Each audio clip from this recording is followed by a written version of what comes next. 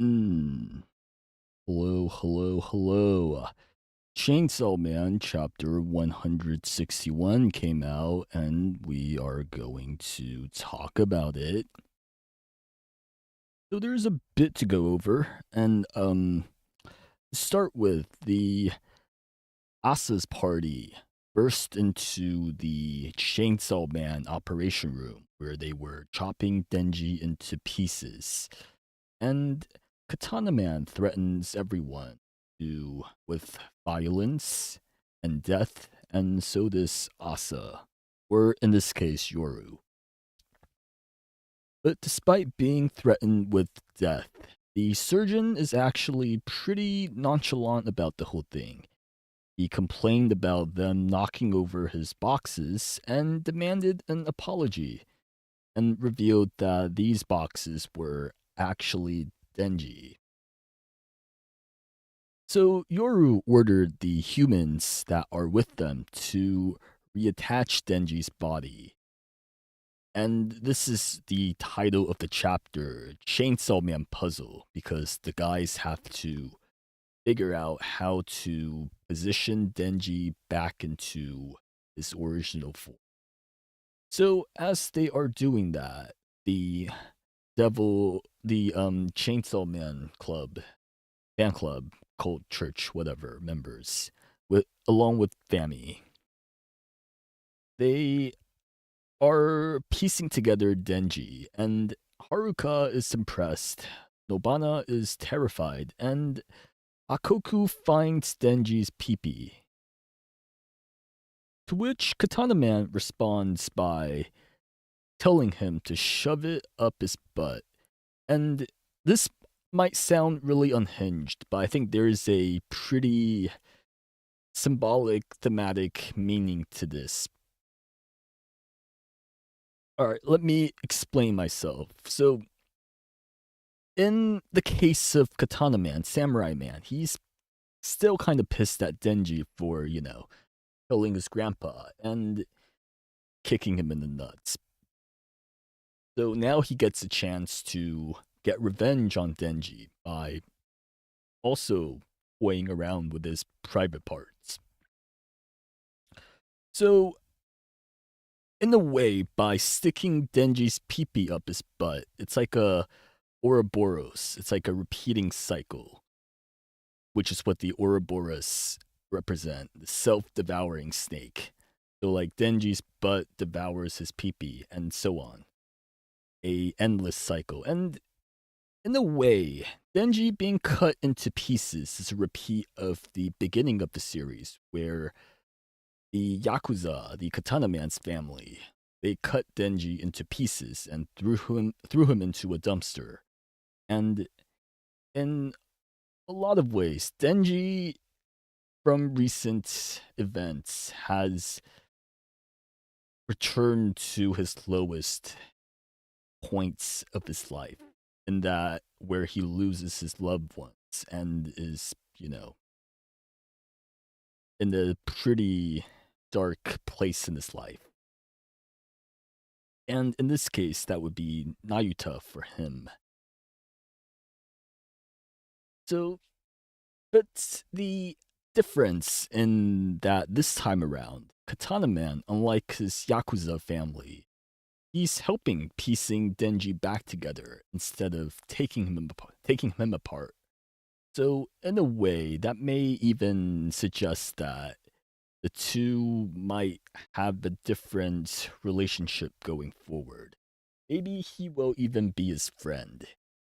The Katana Man, he's been kind of dropping jokes a lot lately, something he didn't do in the past. There's also the theme of Denji's guilt, because Denji feels guilt for a lot of things, including like things that he was justified to do, like killing his father. Because even just a few chapters ago, we see this panel of Denji feeling guilt and feeling that he has to be punished for killing his father in self-defense, which is also how Makima got to him back in like chapter 80-ish. And in a similar manner, he would also feel some level of guilt for chopping Makima into pieces, putting her into boxes. And on some level, that's also what's happening to him, which is kind of karma, but at the same time, he was really justified to do what he did because, self defense and whatnot. But even if he's justified, he would still feel levels of guilt. And we do see this in a bit in the beginning of part 2, where he briefly noted what he did to Makima. And he still accept that she is a person and not a devil. Although that's Denji's kind of view on humans and devils, more so than his personal feelings on Makima, I think.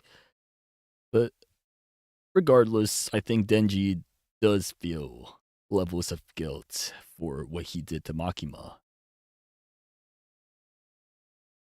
And then there's also Denji's penis, because Denji's pee has been brought up quite a lot in part 2. There's, and especially so in the past 20 or so chapters. There was Fumiko touching his pee. There was Denji being monitored and being filmed touching his own private parts. And then there's Akoku just finding his wiener on the ground. So there's been a lot of mentions of this Denji's member. So in I think it's actually going to come to fruition at some point. Maybe Denji will have a chapter long sex scene, intimate scene with Asa as a payoff. But regardless, more important part is Denji's regeneration, because the gang, they're putting together Denji's body to reform Denji. But from what we understand of hybrids, they don't really need to do that. They just need some blood and activate their trigger, their devil trigger. In Denji's case, that's his cord, and he should come back to life. And as far as we know, so in theory, if Nobana just pulled on his heart right here, and they have some blood lying around, Denji should just come back to life and regrow all his missing body parts. Now, you could say that maybe Pochita will come out, but remember, Pochita came out because Makima made Denji break his contract to Pochita that one time. So that's why Denji was lying dormant, as far as I understand it.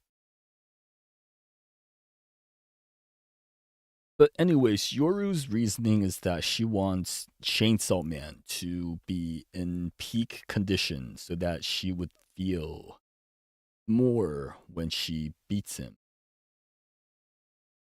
And so I guess that makes sense in some ways, because if Denji is spending like all the blood regenerating, he might not be in his peak condition.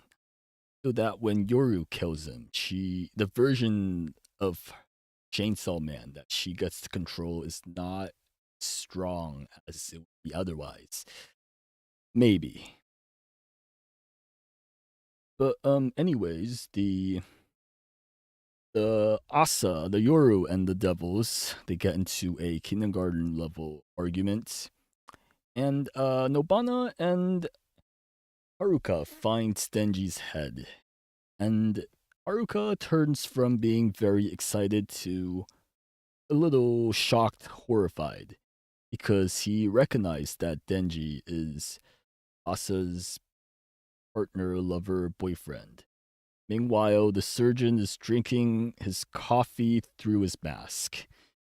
But anyways, they find Denji's head, and this is when Asa learns that Denji is indeed Chainsaw Man. Oh, sorry, something else. But so this is quite a way to find out, and it immediately pays off Yoru's previous comment of love turning you foolish, because Asa just jumped right out. And this could also be a dilemma for the two of them, because a point of conflict for the two of them. Because previously we have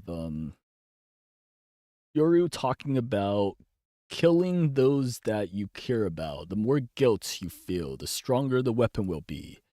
So Yoru would really want Asa to kill Denji, but Asa don't quite want that, would imagine. So that's going to be a point of contention between the two of them in the near future. But as we talk about the near future, the eye patch guy returns with someone who can kill them all, as he promised last chapter. And that someone is Quan Chi. She is the strongest person there, and maybe on Earth. But as I talked about this briefly last chapter, I think because they have something over the devil members of the division, to blackmail them into working for the government. So my idea was that Quan Chi's devil lover, fiend lover, Ping Sui, is still alive somewhere and is like being held hostage, so that Quan Chi would follow orders and do whatever. So in this case, since the other members of the division has turned, the Katana Man, the Samurai Man, and the Nail Devil, there's not really a reason for Quan Chi to do their biddings anymore, right? Because at this point, she is their last line of defense. So in theory, she could just kill everyone, rescue Pinsui, and then, bounce, get out. So that's my idea of what's gonna happen in the next chapter. Um, yeah, that's about it. The next chapter comes out in a week, so we'll see if I'm right about that or not. But yeah, anyways, that's the end of this stream video. Let's see. Kevin says, Quan Chi will not betray them. I refuse to believe it. I mean, I feel like she's not really betraying the, what do you call it? I feel like she's not really betraying the government, the public safety sector, because, she wasn't really with them to begin with. Or that she betrayed them once already, right? We knew she was working for them like 20, 30 years ago. And now she isn't.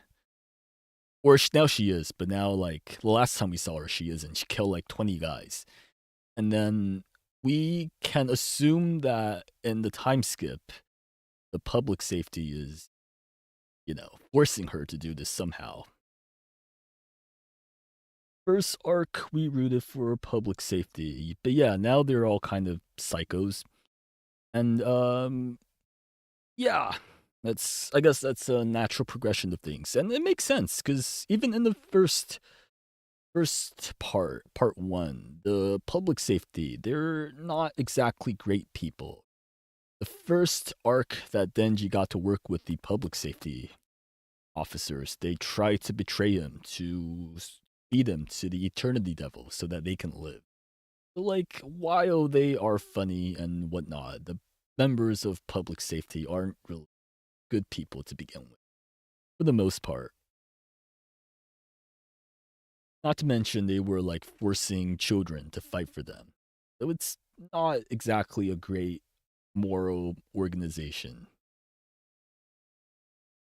But yeah, that's gonna be it from me for today. I'll see you guys next week. I'll actually try to make some videos for the near future, because I haven't been doing that. But yeah, anyways, that's it from me.